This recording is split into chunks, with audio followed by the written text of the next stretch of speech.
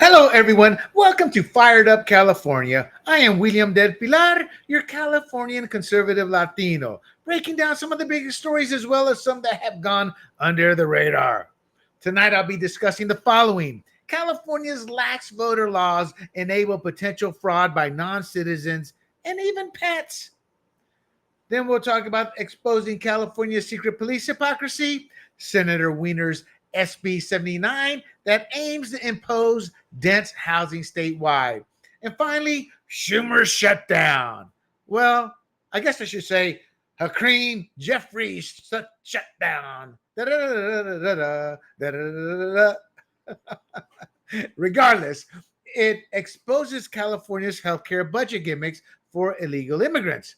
But before we begin, please don't forget to click the thumbs up while you listen and watch, and the like button as well, depending on your platform. And make sure you bookmark grumblingsmedia.com and check out our new swag we have. Then follow us on your favorite platform like YouTube, Rumble, Apple, Spotify, and Pandora under the handle Grumblings Media. And with that out of the way, let's get to it. First up is California's lax voter laws and how it enables potential fraud by non-citizens and even pets. So, the California's voter registration system, it relies on an honor system without mandatory ID or citizenship proof. And that enables potential fraud by non-citizens and even animals, as I will explain. And obviously that impacts elections like the upcoming November 2025 special election on Proposition 50. And look, 2020, I still have major questions. And you know what's ironic is 2024, liberals and progressive and Democrats have questions. You know what they're asking? They're asking, where did those 16 million votes that Biden got? They're not on they disappeared. Yeah, y'all don't really want an actual investigation, conservatives. And I'm like, bring it on, because I wonder about those 16 million Biden votes that he got more than Obama, the first African American president, got. You're telling me that African Americans preferred Biden over Obama? Please. But anyway, I'm digressing. The point is, we have lax voter laws here.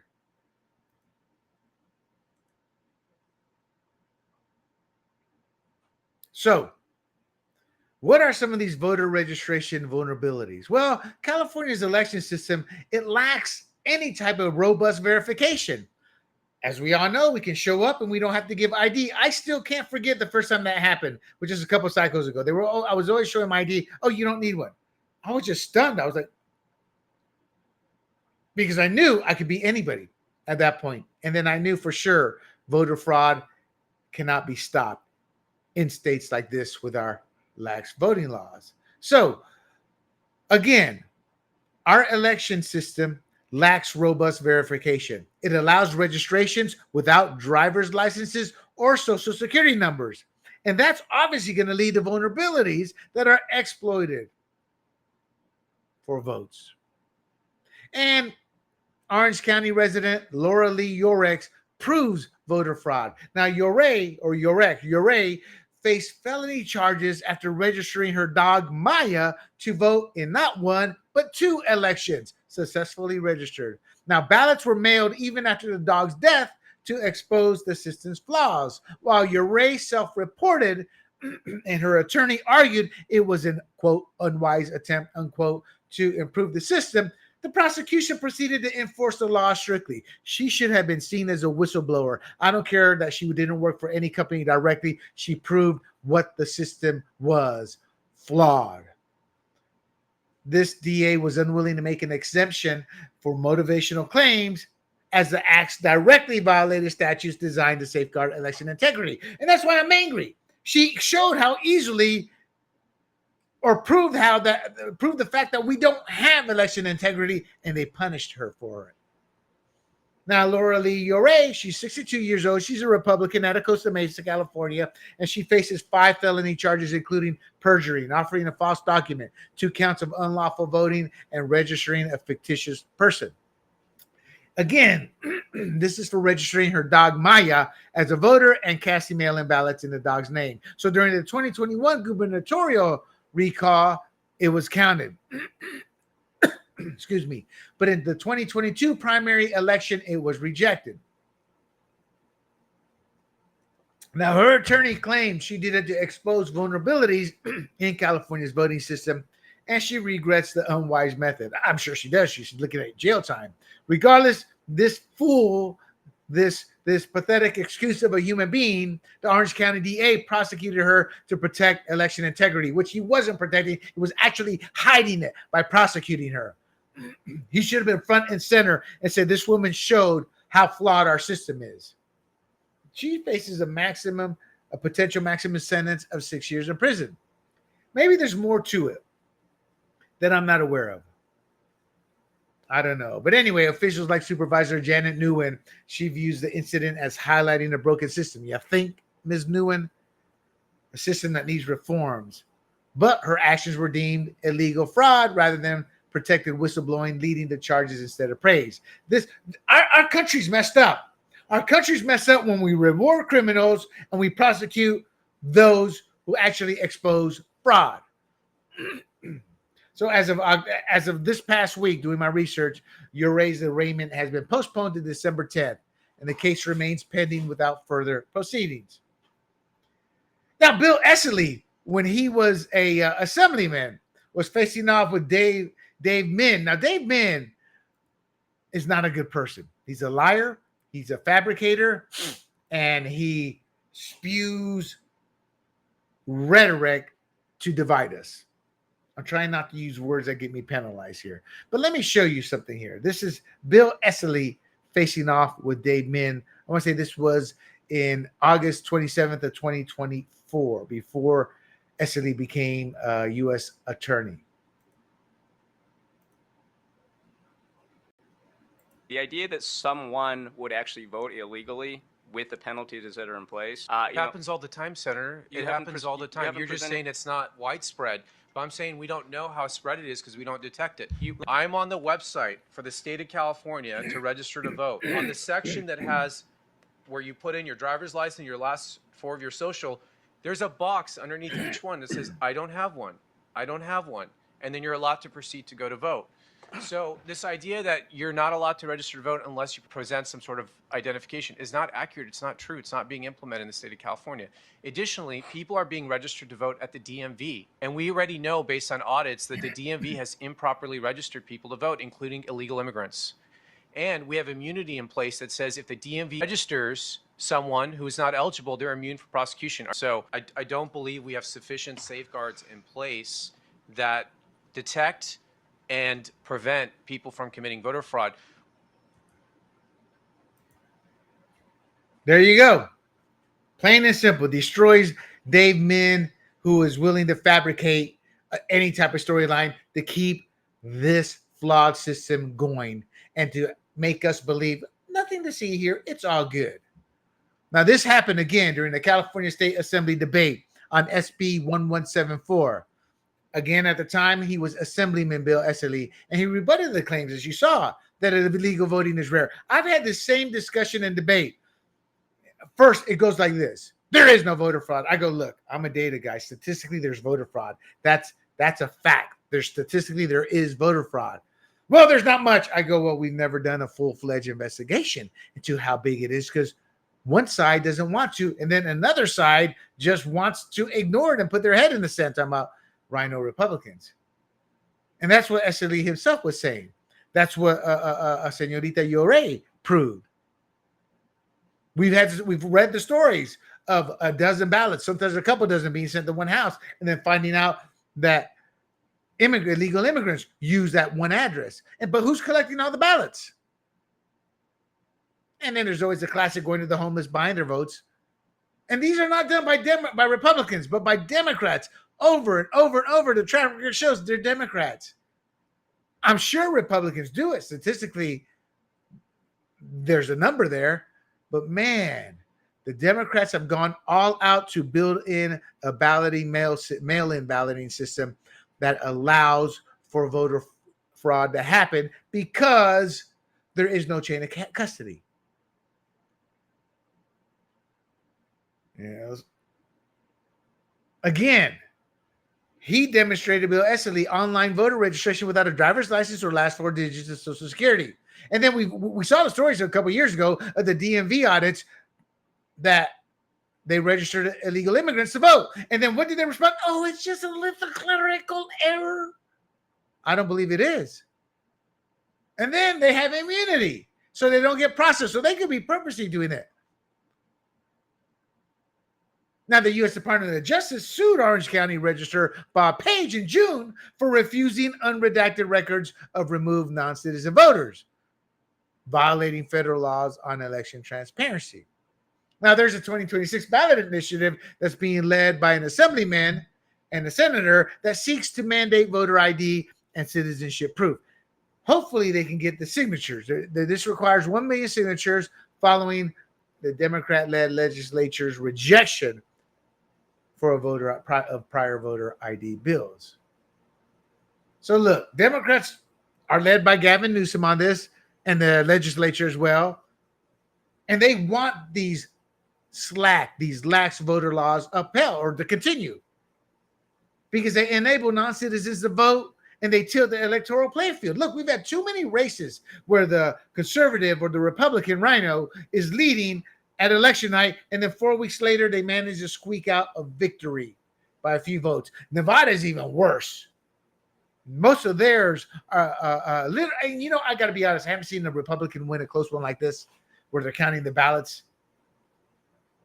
I can't remember if that's ever happened. But in Nevada, they had like over a handful, like nearly half a dozen or a dozen. Democrats, all of us squeak by, win by less than 1%, just enough votes.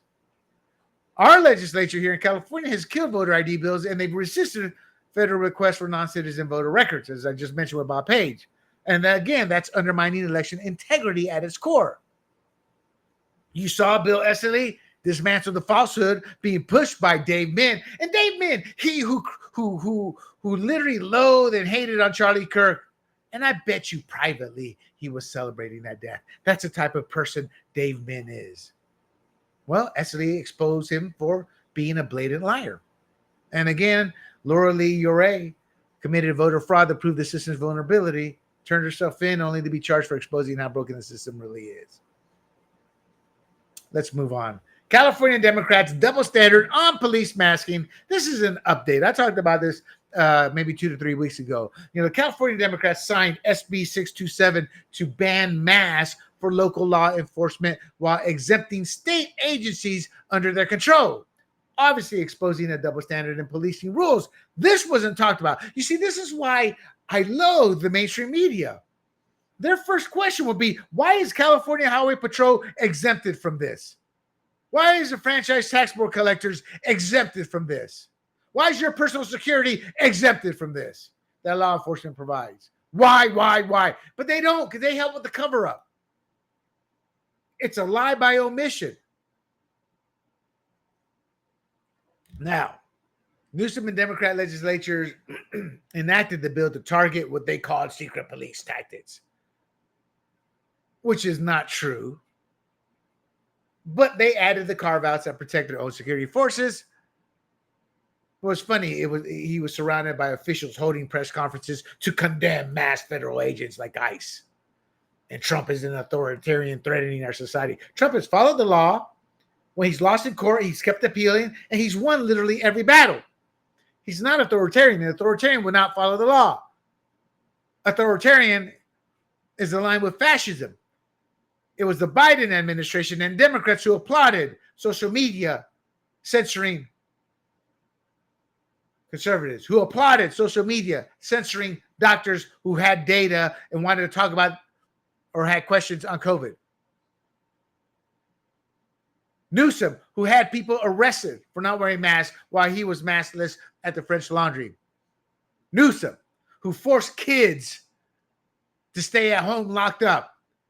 And studies have shown our education system collapsed in terms of that generation of kids while his kids went to private school. I'm telling you, Newsom is going to screw this country as hard as he screwed his best friend's wife. That man is a threat to democracy, not Trump. All right, let's get back to SB 627. Again, to remind you guys, it bans masks for local police, sheriff deputies, city police, school police, and imposes criminal penalties and civil fines up to $10,000 per violation. And ICE is involved in this too, in having to wear it. So, but the bill exempts the California Highway Patrol, the Department of Justice Police, and franchise tax boards armed officers, allowing state-level forces to remain masked. Again, this is nothing but democratic hypocrisies. This mirrors the enforcement of COVID restrictions on citizens while ignoring them personally. Again, Newsom. And remember that big Democrat event out here in California? You saw all the Democrat politicians without masks, but you saw all the help, all the brown help, my brethren Latinos. That's right. I may look like this, but I'm Latino with my brown relatives, my Afro-Caribbean grandmother, rest in peace, my little Korean-looking mother. So yeah, I'm looking at all my brethren there. Y'all got to be masked. Yeah. Then there's climate advocacy while they use their private jets. Prop 50, where they want to gerrymander districts for power, while yet overseeing California's highest poverty rate amid equity claims. It's nonsense. These people are sick in the head, and they're hypocrites. This is classic liberal elitism. Democrats impose strict rules on local communities. Why? To score political points against opponents like Trump. Meanwhile, they carve out exemptions for their own state apparatus, preserving their privilege and control. That's not speculation. It's backed by explicit bill language and a documented pattern of selective enforcement. Why the double standard? Because state agencies fall under direct oversight and appointment authority of California politicians like the governor. And that gives them cover to continue using facial coverings without facing the same restrictions or penalties imposed on local and federal officers.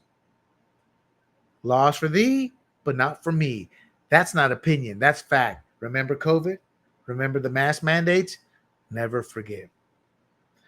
Let's move on into something more local, more Californian, more boring, but you need to be aware of this, people, and that is Senator Wiener's SB 79 that aims to impose dense housing statewide. So look, Scott Wiener's Senate Bill 79 would bypass local zoning regulations to require the construction of high-density apartment complexes near major transit hubs. Where? Well, obviously throughout California. Effectively imposing San Francisco's urban density model on suburban single-family home areas across the state. Now, this bill, SB 79, it builds on his failed 2019 SB 50. How? It's forcing transit-oriented housing developments to allow them to have up to 75-foot multifamily buildings. That's roughly 7 stories. Think of your neighborhood. Think there's a bus stop. They can sit there and say that single bus stop, well, that's a major transit because it's only bus stop for half a mile or something like that. And then that would allow them to put a 7-story multifamily building. Either low-income housing in terms of the projects, style buildings, or apartment buildings. They would be able to put those within a half mile of major train or bus stops. They say major, but major is determined by what they deem is major. So I can see out here where I live in the rural area where there's a bus stop, they deem it, well, we're going to put a 7-story building there. They could do that. And it requires cities to permit dense projects on residential, mixed, or commercial sites near the transit. Most of us are residential. Commercial sites would be, say, when you're driving around a part of town where you see all the buildings that are office-type buildings, or a mixture of both of them. Now, these can get fast-track building approvals through Wiener's 2023 law, SB 423, as long as they include affordable units, follow worker rules, and meet eco-friendly requirements. We don't have housing because of what I just said, those rules. Now, the bill revives elements of SB 50, which was killed in a bipartisan vote in 2020. And what that did was it tried to eliminate zoning restrictions for multi-unit housing in single-family areas. Wiener was using gut and amend tactics.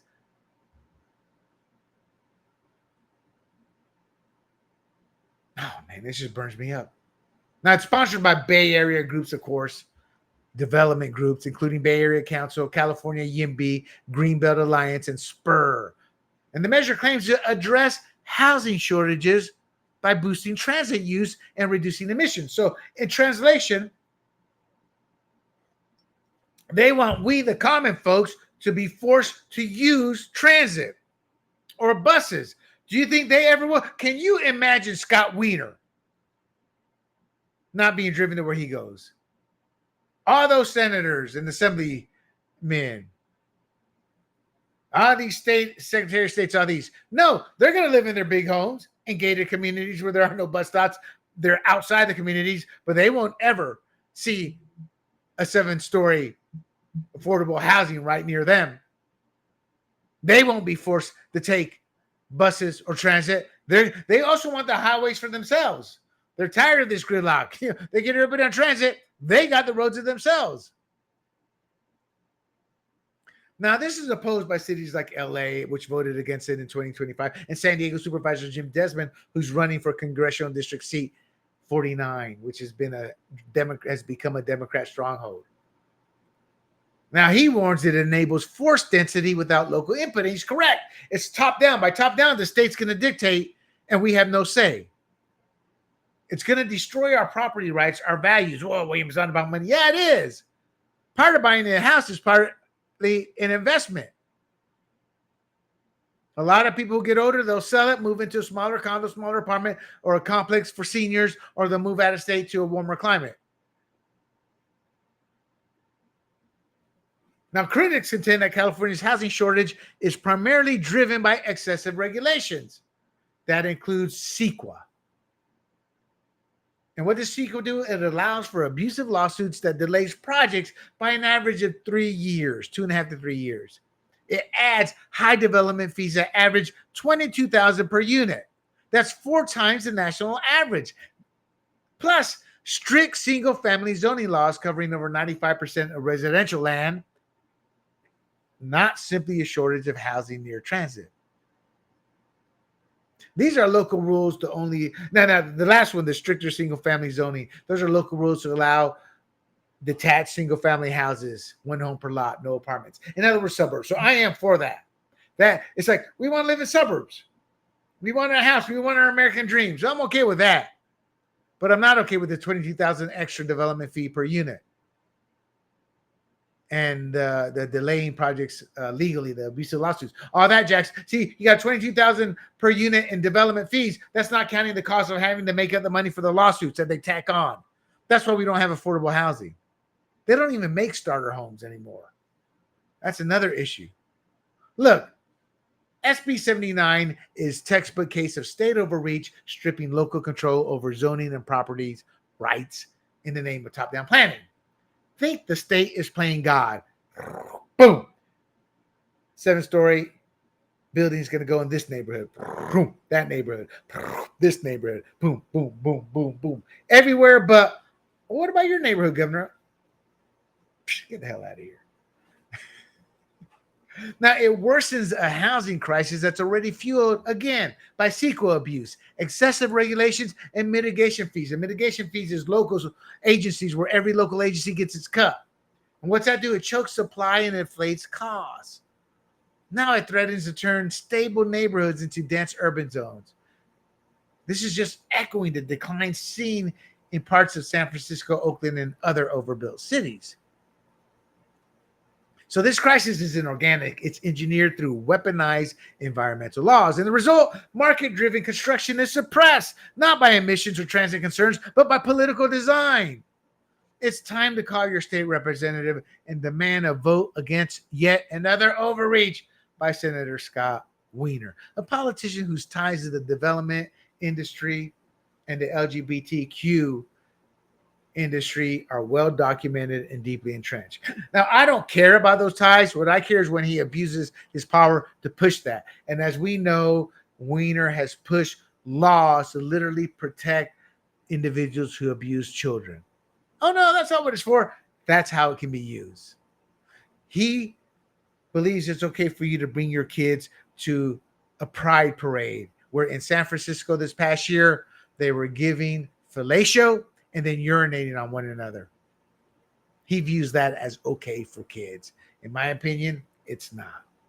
He may sit and say, no, I don't view that as okay, but that's what happens, Wiener. God, what an appropriate name. All right. Let's close it out with the shutdown fallout. California's hidden healthcare costs for illegal immigrants exposed. So the U.S. government shutdown by Schumer and the Democrats, it reveals California's budget tricks to fund Medicaid for 1.4 million illegal immigrants. How? By using federal subsidies and bypassing legal restrictions. So in January, California expanded Medi-Cal to cover all illegal immigrants, adding up to 700,000 enrollees, despite a $68 billion state budget deficit. Medi-Cal has gone insolvent. It's costing taxpayers $23 billion over 2 years and needs an emergency loan and bailout. And that bailout means drawing from the general fund through a $3.44 billion emergency loan with proposed repayment delays, meaning they're going to spread out over years. Then there's a $2.8 billion appropriation to unlock federal matching funds. Supposedly, all this will be payback, but I won't hold my breath waiting, as politicians rarely ever pay anything back and instead create more laws and delaying the payment with an issue versus expanding programs and spending more money. So in essence, they're going to create laws or create gimmicks to push off from paying it off. And then they're going to claim, well, we have these issues and we've got these programs that need expanding. So we got to move that money there. So let's delay paying this back. But we can't. Well, let's create a tax hike. And that's how it works.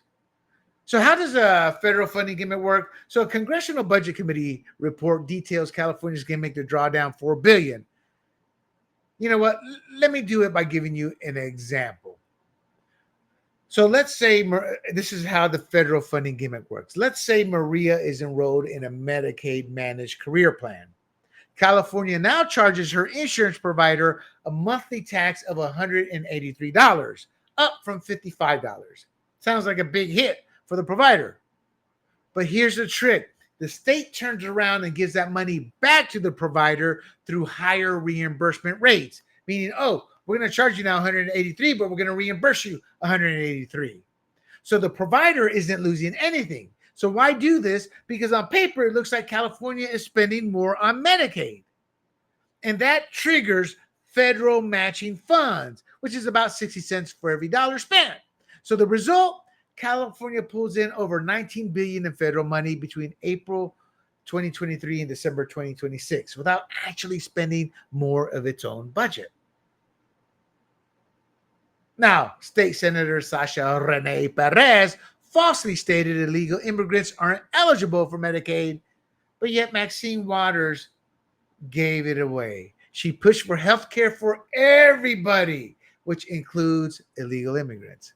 Waters' health care for everybody remark that obviously occurred in the confrontation this past week over the government shutdown. She in her defense, she evaded the direct questions about free care for illegals, but she affirmed the broad Democratic support for inclusive policies. And that contributes to the spin that downplays the fiscal burden on U.S. taxpayers for such expansions. In that sense, we're going to foot the bill. Even though they're saying, no, illegal immigrants aren't there, but we believe in everybody having health care. So, see, they want their cake and eat it too. No, it's not for illegal immigrants, but we have to make sure everybody gets this. And they do.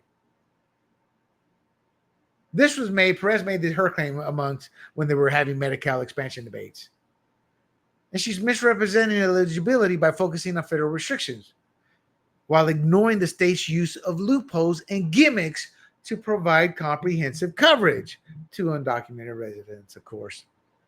And, of course, using taxpayer funds. So here's the gimmicks. You know, what I said there said may be confusing, but here's the gimmicks. State-only Medi-Cal, how it works. California runs a parallel Medicaid system using state taxpayer dollars. Why is it a gimmick? it bypasses federal law by labeling it state funded, but the cost still hits California taxpayers, meaning you're still footing this bill.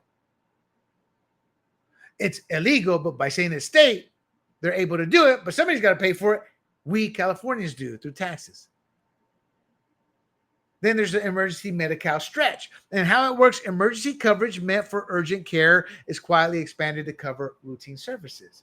Why it's a gimmick? It exploits vague definitions to provide ongoing care under a program not designed for it. One way it could work, you go into the emergency room, broken arm, okay, come in and get this checked up. Well, there's the expansion to cover the routine service of getting it checked up daily. You cannot be turned away with emergency care, so that's why it's flooded by illegals. It's meant for poor Californians. But what's happened, since you can't turn anybody away, illegal immigrants come in and they use it. I went there once. I've got, if you notice, I can't, I have this natural wave here because they stapled my head wrong. I went to emergency. I was waiting for hours. Illegals were ahead of me. That doesn't bother me. But what bothers me is the taxpayers paying for it and Californians are lying about it. And actually, it does bother me. It bothers me because a lot of hospitals no longer have emergency care units. Why? Because they don't want to take in money they're going to lose. That's just business. Everything's a business. We do nothing out of the goodness of our heart. It's not human nature. Even the government does not. The healthcare providers are the ones who pocket the money, and then you get subpar healthcare. In Canada, you have to wait 8 hours. You go to Dubai, you're waiting less than an hour. Our systems are corrupt in the name of compassion. Same thing here. I used Canada as an example there. I was just reading up on that today. But same thing here. You're going to wait hours and hours. Then there's a presumptive eligibility. How it works, providers treat patients before verifying immigration status. Why is it a gimmick? It creates a coverage window where undocumented patients receive care without formal approval. Who foots the bill? The taxpayer. Then you have the nonprofit pass-throughs. The state funds nonprofits to deliver care, avoiding direct state involvement. No, we don't handle that. They do. Well, how are they getting the money? Be quiet. Why is it a gimmick? Again, public money still pays for it, but accountability is blurred through outsourcing. So look, the budget impasse between Republicans and Democrats exposes how California uses loopholes to provide taxpayer-funded health care to illegal immigrants, shifting billions in costs to federal taxpayers. California is laundering billions in federal money to fund full-scope health care for illegal immigrants, thus violating federal laws and burying we, the taxpayers, in the fallout. They triple taxes on Medicaid plans, refund the same amount, and call it spending to trigger federal matching funds. It's a shell game. And while Sacramento politicians lie about eligibility, the truth is clear. California taxpayers and taxpayers across the country, federal, are footing the bill. And we're both being conned, meaning Californians and the rest of the country. This isn't compassion, it's corruption. Call your representative, stop the fraud and the gimmicks. Do that now. There you have it, my friends. That's it. Sometimes I may get a bit into the weeds for this, and I apologize. I'm teaching myself to be more layman, but thank you for your patience, and thank you for listening. And don't forget to like and share the podcast. And remember these stories when politics come up with your loved ones, your friends, who to vote for. Press them to remember what Democrats have done and what they're doing and how we're paying and footing the bill. And don't forget, if you can, volunteer to work on fighting against Prop 50. Never forget, the Republican Party of California can't be counted on. So it's up to us, the people, to fight these battles. Before I go again, hit like or thumbs up and share this podcast. Then bookmark grumblingsmedia.com. And while you're at it, check out our new swag. I love me my cup. We have t-shirts, mugs, and hats that are available. You can also follow us on YouTube, Rumble, Apple, Spotify, and Pandora under the profile Grumblings Media. Until next week, this is William Del Pilar for Fired Up California. Stay vigilant, stay safe, and get involved. Hey everybody, this is Big John from Grumblings Media, and I just want to say thank you for watching our content. If you want to support our efforts here at Grumblings Media, just smash the subscribe button right here, totally free, or just go ahead and consume more of our great content. Click either one of these two boxes.